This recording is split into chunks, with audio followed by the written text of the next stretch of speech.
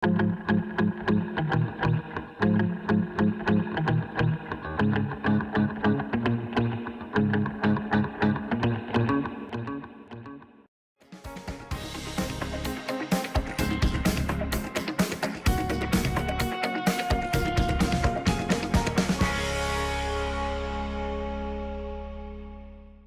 of the crazy things was, once it was summer, I was like, how the heck am I going to actually turn this into a script? Because right now, a lot of it doesn't really work for Carlsbad, where I live. So like if like one of the scenes is in a subway, that's the opening scene, and I mean like trains, the subway, and I don't have a subway because we're in Carlsbad, so I couldn't do that. And like towards the end, there's a scene in the bar, and they're like, I don't know of any bars locally. I know that there are some, but I'm 15, so like that wouldn't work very well filming there. So it took a very long time trying to figure out how to transfer it, and then once I did turn it into a script, the story was way different. It had flaws. Like part of it is that he hears the doorbell ring, and my sister was like, how does he hear a doorbell if he lives in a world without sound? And I was like,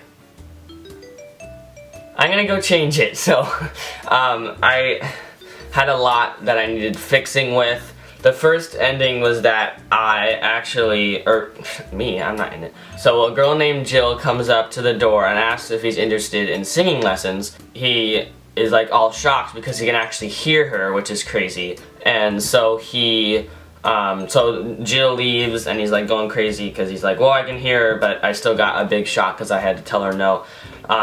But then he kind of sees her, he watches her through the window of his house as she leaves, and he decides to follow her, and she walks back to her house, and there's a sign out front. Or no, that's the book version. Okay, I always get the versions mixed up because there were so many different versions of this story.